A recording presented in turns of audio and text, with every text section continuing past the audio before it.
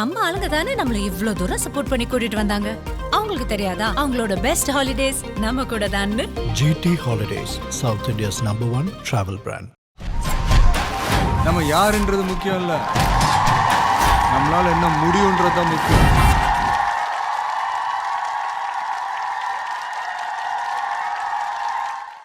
இந்த 24 audio release நான் ஒரு பந்தாவாக பண்ணணுன்னு ட்ரை பண்ணுறேன். அப்போ நான் போய் சூர்யாவை கேட்குறேன், தம்பி எனக்காக வந்து ரிலீஸ் பண்ணி கொடுன்றேன். சூர்யா ஓகேன்ட்டார். அப்போ சூர்யாட்ட நான் என்ன சொல்கிறேன், விஜய் ஆல்ரெடி வரேன்ருக்காரு. ஏன்னா விஜய்ட்ட ஆல்ரெடி சொல்லிட்டோம், விஜய் வரேன்ருக்காரு, நீங்களும் வரணும், விஜய் நீங்களும் தான் ரிலீஸ் பண்ணணும் அப்படின்றேன். விஜய் வர நானும் வரேன், ரிலீஸ் பண்ணுறேன் அப்படின்ட்டார். இப்போது டேட்டு நெருங்குது, இன்விடேஷன் அடிக்கணும். ஸோ இன்னொரு கன்ஃபர்மேஷன் விஜய்கிட்ட வாங்கணும். நான் நேராக ஏவிஎம்மில் ஷூட்டிங்கில் இருக்கார். போனால் விஜய் அப்படியே கையை பிடிச்சிட்டு உங்களுக்கு டேட் வேணான்றேன், ஆடியோ ரிலீஸ் கூப்பிடாது. அப்போ சிக்கல் ஏதோ ஒரு பேப்பரில் வந்து ஏதோ ஒரு ப்ராப்ளத்துக்குள்ளே மாட்டிட்டார் அவர், ஏதோ ஒரு மேட்டரில். அப்போ அவர் சொல்கிறார், எனக்கு ஆடியோ ரிலீஸ் கூப்பிடாதீங்க, நான் ஏதாவது பேசி எதாவது ஆகிட போகுது அப்படின்றாரு. காரவனில் வந்து ரொம்ப நேரம் பேசுகிறோம், கையை பிடிச்சி கெஞ்சிடாரு, என்னை விட்டுருங்க நாராயணன் சார், நான் வர முடியாதுன்னு. என்ன விஜய் எப்படி சொல்கிறீங்க, நான் வந்து சூர்யாட்ட வந்து நீங்கள் வரீங்கன்னு சொல்லி தான் டேட்டு வாங்கிட்டேன். இப்போ என் கௌரவ பிரச்சனை ஆகிடுது எனக்கு, சூர்யாட்ட போய் நான் எப்படி என் முகத்தை காமிக்கிறது, அதனால் சங்கடம் ஆகிடும், அதனால் வந்து தான் ஆகணுன்றேன். முடியவே முடியாது, டேட் வேணாலும் தர்றேன், படம் எடுப்போம், என்னை ஆளை விடுங்கன்றாரு. இப்போ ஃபங்க்ஷன், சத்யம் தேட்டரில் ஃபங்க்ஷன், கூட்டம்லாம் வந்தாச்சு. 10 மணிக்கு ரிலீஸ் பண்ணணும் ஆடியோவை. அப்போது நான் கொஞ்சம் அப்செட்டில் இருக்கேன், விஜய் வரல இந்த மாதிரி இருக்குங்கிறதுல கொஞ்சம் அப்செட்டில் இருக்கேன். எல்லோரும் உள்ளே கொண்டு உட்கார வச்சுக்கிட்டு இருக்கேன். அப்போது ஒரு வேன் ஒன்று வருது, விஜயோட வண்டி போகிறது எனக்கு தெரியாது. டூர்னு பிரேக், என்னை பார்த்தோன்னே டக்குன்னு பிரேக் அடிச்சு நின்றுச்சு. அன்றைக்கி வந்து மேலே வந்து சேரனோட படத்துக்கு ஆடியோ ரிலீஸ் ஆகுது, something like that. Vijay release பண்ணார், எனக்கு தெரியாது. அதுவும் வேகமாக கிரீச்சுன்னு சத்தியம் தெரியல, பிரேக் அடித்து டக்குன்னு பார்த்தா விஜய் இறங்கி வந்தால் கட்டி பிடிச்சிட்டு, அண்ணா கவலைப்படாதீங்கண்ணா, நான் வரேண்ணா ஃபங்க்ஷனுக்கு, நான் வரேண்ணா ஃபங்க்ஷனுக்கு.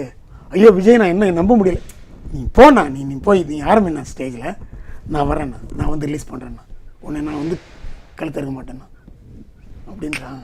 நான் அழுத்து அப்படியே.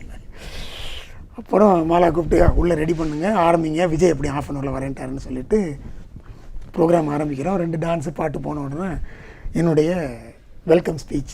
நான் தான் எதுவும் ப்ரிப்பேர் பண்ண மாட்டேன், உங்கள்கிட்ட பேசுகிற மாதிரி நான் பேச ஆரம்பிக்கிறேன். எல்லா மனுஷனுக்கும் சுயமரியாதைன்னு ஒன்று இருக்குது. அவள் சினிமா ப்ரொடியூசராக இருக்கட்டும், யாராக இருக்கட்டும், அவனுக்கு சுயமரியாதை, செல்ஃப் ரெஸ்பெக்ட் இல்லாமல் ஒரு மனுஷன் வாழ முடியாது. அந்த செல்ஃப் ரெஸ்பெக்ட்டுக்கு மேக்ஸிமம் இம்பார்ட்டன்ஸ் கொடுக்குறேன் நான். எனக்கு இந்த மாதிரி ஒரு சிக்கல் வந்தது. விஜய் வந்து திடீர்னு வரலைன்ட்டார்.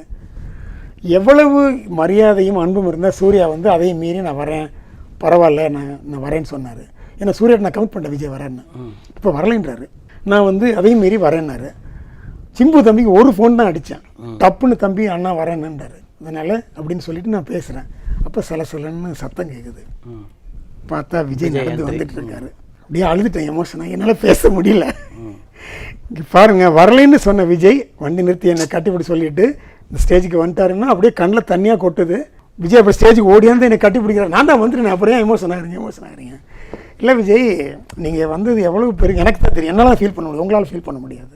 அழுதுறேன் கிட்டத்தட்ட ஒரு 2 நிமிஷம். அப்படியே கண்ணில் தண்ணியாக கொட்டி அப்புறம் பேசி முடித்தோன்னே ஆடியோ ரிலீஸ் நல்லபடி நடந்துருச்சு. ஃபங்க்ஷனுக்கு வந்த எல்லாருக்கும் பயங்கர திருப்தி. இப்படி ஒரு எமோஷன்லாம் ஒருத்தன் இருக்கான், அது நம்ம நடிக்கலை, அதெல்லாம் வந்து வெளிப்பாடுன்னு வைங்களேன். ஸோ இது வந்து ஒரு நல்ல இன்சிடென்ட். விஜயோட உங்களுடைய நட்பு எப்படி சார்? விஜய் சார் வந்த பொண்ணு ஒரு sincere and honest worker sir. ஏன்னா அவர் கூட நாங்கள் 2 படம் பண்ணியுமே 2 படமும் அவர் ஓகே பண்ணி தான் நாங்கள் பண்ணோம். ஆனால் 2 படத்துலேயே வந்து அவர் இல்லை சார் கொஞ்சம் இது பண்ண உடனே வேணாம். முதல் படம் கதை கேட்டு ஓகேனாரு, அப்புறம் அந்த படம் எனக்கு வேண்டாம் அப்படின்னார். ஏன்னா விக்ரம சார் ஒரே கதையை 2 விதமாக ஹேண்டில் பண்ணார் சார். முதல் படம் ஒரு லவ்ன்றது ஒரு வாட்டி தான் அமையும், ஒரு வாட்டி மறந்து போச்சுன்னா திருப்பி 2வது வாட்டி அமையாதுன்னு சொன்னது முதல் படம் பூவே உனக்காக சக்ஸஸ் கொடுத்தார். இதில் வந்து இவர் முதல்ல லைலாவை லவ் பண்ணுவார், அது ஆல்மோஸ்ட் ஓகே ஆகும். கடைசியில் லைலாவே மனசு நான் என்னை கல்யாணம் பண்ணிக்கிறேன் போது கூட நான் இது வரைக்கும் ஸ்னேகா என் கூட லைஃப்காக வெயிட் பண்ணிட்டு இப்போ நான் விட முடியாதுன்னு சொல்லி 2வது லவ் அக்ரி பண்ணுவார். அந்த படமும் சக்ஸஸ் ஆச்சு. அதனால் விஜய் வந்து அதே மாதிரி படம் போன வாட்டி சொன்னோம், இந்த வாட்டி இது வேறு மாதிரி சொல்கிற மாதிரி நினச்சி வாண்டான்னு சொல்லியிருக்கலாம், அது இது வரைக்கும் தெரியாது. அதை வந்து கார்த்திக் சார் பண்ணார், நல்லா விஜய் சார். அதே மாதிரி இந்த படம் வந்து கூட உன்னை நினைத்து சூர்யா பண்ணார். அந்த படமும் விஜய் சார் பண்ணிவிட்டு வேண்டான்னு விட்டார், அதை பண்ண. ஆனால் விஜய் சார் பொறுத்த வரைக்கும் அந்த படத்துக்கு பதிலாகவும் ஒரு படம் பண்ணார் பிரியமுடன். அது நல்லதான் போச்சு எங்களுக்கு. அதே மாதிரி 2வது படமும் உன்னை நினைத்து அந்த சப்ஜெக்ட் சூர்யா பண்ணார். அதை வந்து விஜய் பண்ணி ஷூட்டிங்கே போயிட்டோம். ஆமாம், அந்த படத்துக்கு பாடல் காட்சியெல்லாம் ஆமாம், 2 பாட்டு ஷூட்டிங் பண்ணிட்டோம். ஒன்று ஹைதராபாத்தில் எடுத்தோம், ஒன்று வந்து மூணாரில் எடுத்தோம். சரி. அந்த படம் அப்புறம் அன்றைக்கி மூணாரில் நான் இருந்தேன் சார். நான் நைட் ஃப்ளைட் பிடிச்சி மறுநாள் இங்கே ஃபாரின் போகிற ட்ரிப்புக்காக ஆர்கனைஸ் பண்ண வந்துட்டேன். மணி எக்ஸ்சேஞ்செலாம் பண்ணோம், அது இதெல்லாம் பண்ணிட்டு எல்லாம் பாஸ்போர்ட்லாம் கலெக்ட் பண்ணி ட்ராவல் மாஸ்டருக்கு வந்துட்டேன். அன்றைக்கி நான் என்ன ஆச்சு தெரியல, நான் பகலை கிளம்பிட்டேன் அங்கேருந்து. ஈவினிங் ஷூட் பண்ணும்போது சார் இது மாதிரி நம்ம இதை பண்ணுவானா சார் சொல்லிட்டு நேராக ஆஃபீஸ்க்கு வந்துட்டு பவிமா சொல்லிட்டு போயிட்டார். சார் விஜய் அதெல்லாம் பெரிய ஜென்டில்மேன் சார். உடனே அதுக்கு பதிலாக ஒரு டேட் கொடுத்தாரு பகவதி. அதுதான் சார் என் புத்திக்கு தெரிஞ்சு first action picture Vijay sir. Vijay சாரை பொறுத்த வரைக்கும் ஃபஸ்ட் ஆக்ஷன் பிக்சர். ஷூட்டிங்கில் என்னடா நம்மளால் ஒரு படம் இதுவாச்சு, ப்ரொடியூசர் வேண்டாம்னு சொல்லாமல் ஈவன் அப்போல்லாம் சில பேர் உந்துதால் நான் போய் அது பேர்லாம் சொல்ல விரும்பலை. கவுன்சிலில் எனக்கு கொண்டு போய் விஜய்க்காக அது வேறு வழி இல்லை. உடனே விஜய் அதுக்கு பதிலாக ஒரு டேட் பண்ணி கொடுத்தாரு, பகவதி பண்ணி கொடுத்தார். நல்லா தான் பண்ணி கொடுத்தார். எந்த விதமான சின்ன ஹார்ட் ஃபீலிங் கூட கிடையாது சார். இன்னைக்கு அவருக்கு என்ன திறமை இருக்கோ இதே திறமைகள் அப்பவும் இருந்தது. அவர்கிட்ட எல்லா திறமையும் உள்ளடக்கி ஒரு தலை சிறந்த நடிகராக இருந்தார். நான் வேந்துட்டேன் உண்மையிலே. ஏன்னா நான் விஜய் அதுக்கு முன்னாடி விஜய் நடித்த படங்கள் பார்க்கவே இல்லை. நான் வந்து அப்போ தான் சேட்டலைட் டிவிகள் வந்த புதுசு. விஜயுடைய ரசிகன் தேவானுடைய பாடல்கள் மட்டும் பார்த்துட்டு தேவாலாம் பார்த்துட்டு நல்லா டான்ஸ் ஆடுறாரு, சுறுசுறுப்பாக இருக்காரு, இவரை போடலாமேன்ட்டு தான் ஒரு ஐடியாவில் தான் போட்டிருக்கேன். ஆனால் ஃபர்ஸ்ட் டே ஒரு லெங்க் டைலாக் ஒன்று அந்த சீன் படத்தில் கிடையாது. பூதப்பாண்டின்ற ஒரு கோயிலில் எடுக்கிறேன். அன்னைக்கு வந்து அந்த லெங்க் டைலாக் அவர்கிட்ட கொடுத்துட்டேன். நான் சொல்கிறேன். நான் சொல்லும்போது அவர் கண்ணை மூடிட்டு அப்படியே கேட்டார், ஓகே சார் டேக் பண்ண சார் அப்படின்னு. ஒரு நக்கல் பண்ணுறாரான்னு நினச்சேன். ஒரு தடவை சொல்லியிருக்கேன், கண்ணை மூடி கேட்குறாரு. கேட்டுட்டு டேக் போகலாமான்னா இல்லை சார் டேக் பண்ணல சார் அப்படின்னாரு. சரி ஓகே பார்த்துருவோமே அப்படின்ட்டு பார்த்தா அசைச்சிட்டார். நான் அவ்வளோ பெரிய லெங்க் டைலாக வேறு மாடுலேஷன்ஸோட அவ்வளோ வேரியேஷன் இருக்கும் அந்த டைலாக்ல.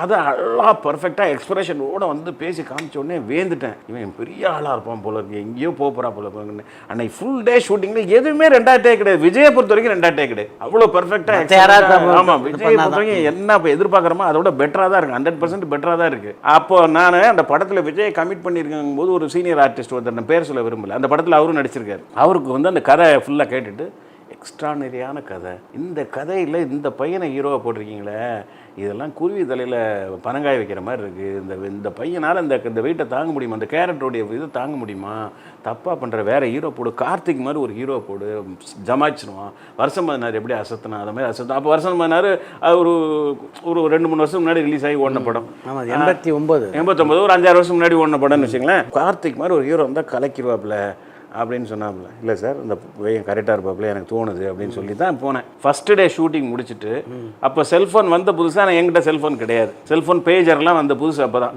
நான் வந்து ரூமில் இருந்து எஸ்டிடி போட்டு நான் அவருக்கு அந்த ஆர்டிஸ்ட் அவர் மெட்ராஸ்லேருந்து 2 நாள் கழிச்சு வந்து ஜாயின் பண்ண போகிறார் எங்கள் ஷூட்டிங்கில்.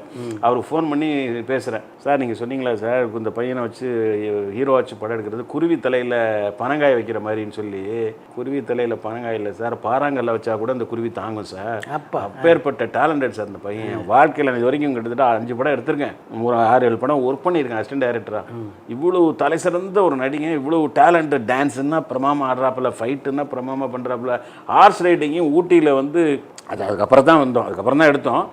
ஊட்டியில் ஹார்ஸ் ரைடிங் அவரே ஒரு மலை உச்சிலேருந்து குதிரையில் வராரு, ஹார்ஸ் ரைடிங் தெரியும். இப்படி எல்லா திறமைகளையும் சகல திறமைகளையும் உள்ளடக்கிய ஒரு சகலகலா வல்லவன் தான் விஜய். அந்த யங் ஏஜில் அப்போ அவ்வளோ பெரிய டேலண்ட் சார். எப்படி இந்த பையனுடைய இவ்வளோ பெரிய திறமை வெளியில் தெரியாமல் இருந்திருக்கு. இவர் ஒரு மிகப்பெரிய ஸ்டார் வருவார் வேணா பாருங்கள், அடுத்த சூப்பர் ஸ்டார் இவர் தான். ரொம்ப பேச மாட்டாங்க அப்படின்னு. ஆனால் குருவியில் வந்துலாம் அப்படிலாம் இல்லை. நான் நிறைய பேசினோம். அவர் ஃபேமிலி பற்றி நிறைய பேசினார். அதுக்கப்புறம் அந்த அவர் இதில் பிறந்தே ரமேஷ் நீ கிரிக்கெட் தெரியும்ல அப்படின்னாரு. ஒரு தரணியாக தெரியும், விஜய் சார் கூப்பிட்றாரு போய் சொன்னால். அவர் அந்த இதில் படுத்திருந்தார். அவர் அப்போயுமே கேரவன்லாம் போவோம், கால் மேக்கப் போட்டாருன்னா வந்து இங்கே தான் இருப்பார், சாப்பிட்றதுக்கு போகிற அவள் தான். அது அப்படி படுத்திருந்தார். அண்ணா நான் வாங்கினேன் அப்படின்னோடனே உட்காந்தோம். இந்த கிரிக்கெட்டை பற்றிலாம் பேசியிருந்தேன். ஏன்னா அப்போ தான் அவர் அந்த ஐபிஎல்லுடைய அம்பாஸ்டராக போகிறாரு. அது அப்போ போகையில் கிரிக்கெட் இன்ட்ரெஸ்ட் அதை பற்றிலாம் அவர் ஒரு இன்ட்ரெஸ்ட் எல்லாம் பேசினா ஒரு நாள் ஷூட் விட்டுட்டு வந்தார். அவ்வளோ ஜாலியான இது. அதே மாதிரி படம் முடிஞ்சதுக்கப்புறம் ஒரு நாள் பார்ட்டி அவங்க ஈசிஆரில் சாப்பாடு டின்னர் அரேஞ்ச் பண்ணாங்க. டின்னர் எல்லோரும் ஜாலியாக பேசினோம். அதுக்கப்புறம் இடையில இப்போ தான் அந்த காற்றின் வழி டப்பிங் பண்ணும்போது அவரை நான் பார்த்தேன். அவர் ஆனால் அப்படின்னு வந்து அவரே வந்து பேசினார். ஆக்சுவலி ரொம்ப எனக்கு வெளியில் ரொம்ப சைலண்டாக இருக்கும், பேச மாட்டாங்க அப்படின்னா. நான் அப்படி ஒரு ஆக்டரை நான் பார்க்கல. அவர் ஜாலியாக கூட இருக்கிறவங்களோட ரொம்ப ஜாலியாக நல்ல பழக்கம்தான்.